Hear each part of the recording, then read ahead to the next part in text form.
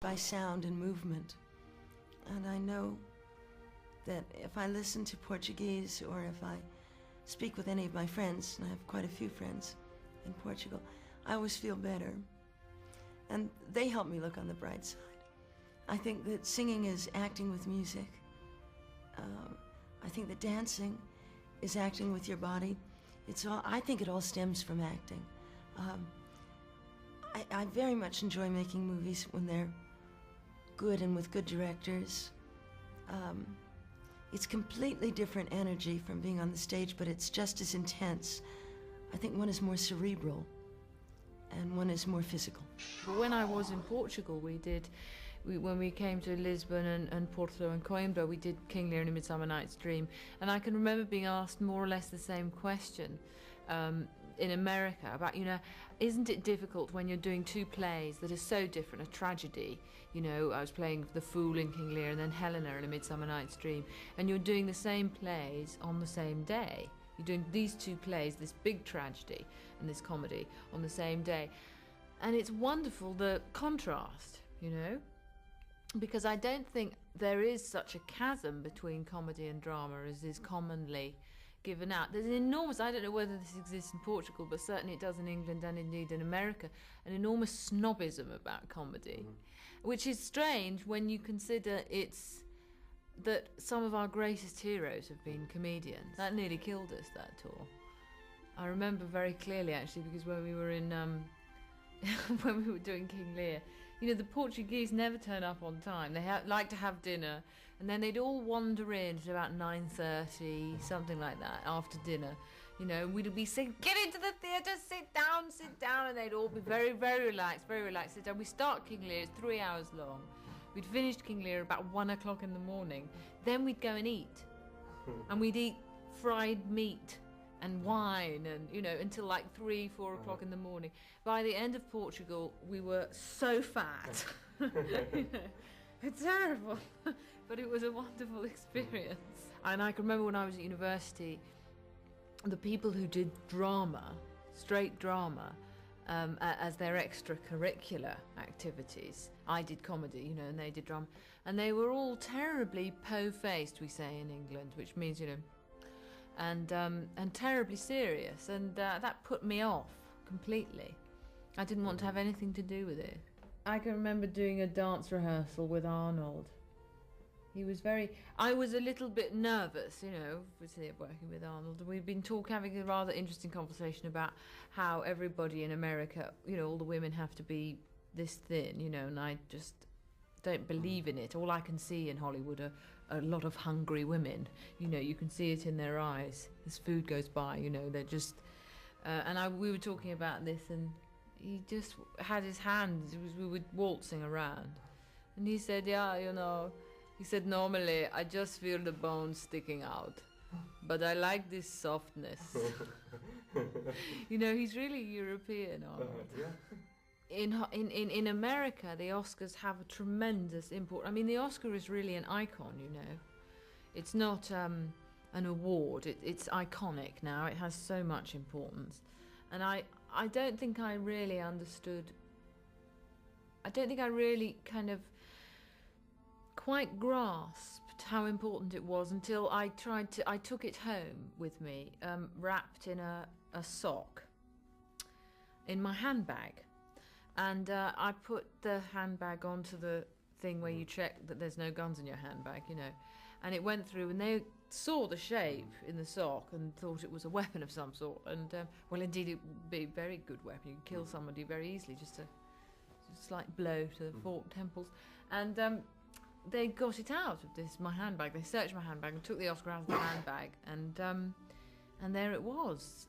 And you can't imagine what happened in this airport. I mean, you could have got a nuclear missile onto the plane. A bomb with, bomb written on it, and because they were all so completely focused on this object. I suppose, in a way, Oscar equals some sort of infamy, yeah.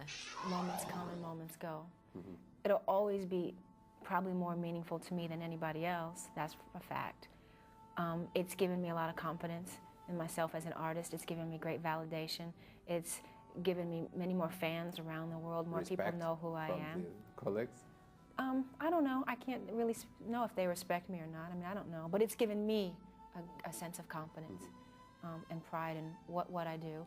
But honestly, this is still a tough industry. You know, a woman, a man wins an Oscar every year. That prize is given out, and I think we all still have to struggle and fight for the good parts. Oh, I've been very lucky. I've been very lucky. Ballet and flamenco dancing was my life. Flamenco? Yes. It was, you know, I was put in my first ballet class when I was 4 years old, and I just fell in love with it. It was everything. It wasn't like I grew up as a child wanting to be an actor. Ballet was everything that satisfied me. And after that career ending, I didn't really truly think that I would ever find another occupation that could satisfy me the same way. But why you finish ballet? I had a knee injury when I was 18 years old. But this has so fulfilled that satisfaction in different ways. I love being an actor. And New York is a tough city to live in. LA is so easy. The weather is beautiful. People own homes. You can have a yard. You can have a swimming pool. You can have barbecues. To me, life in LA is very easy. And the great thing about it is that you can create a life for yourself where you don't have to be involved with the city or with Hollywood. You can, you know, go and buy a little house up on the mountain and just stay there, away from everything. I started to travel 3 years ago, just on my own, not on my with UNHCR. But I wasn't a Goodwill ambassador, and so I could learn just as a person. I wanted to learn, not as an actor, just as a person. I wanted to. And then they asked me to be Goodwill ambassador, and that was 2 years ago. It made me that much more aware of making sure all agencies were mentioned, that people were represented, not perfect, and yet, so to give a real honest account of the people, because I wanted to do it as I want more, I don't as much care, I hope the press respond nicely, but what I really care about is that when the people who, the aid workers or people who've been through this situation see it, they like it, and it makes sense to them, and it's so...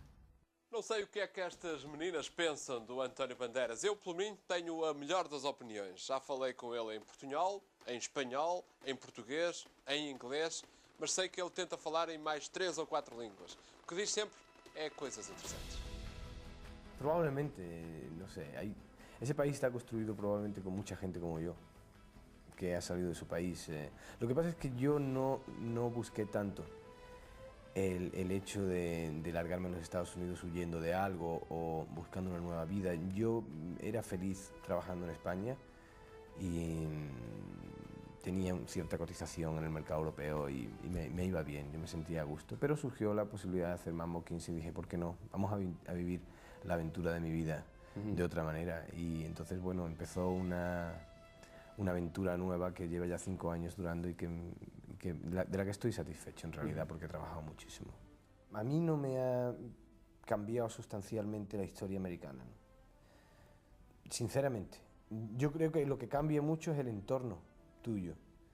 Y probablemente si te llega de una forma temprana, si te llega esta historia sin tener una preparación mínima, realmente te puede hacer daño.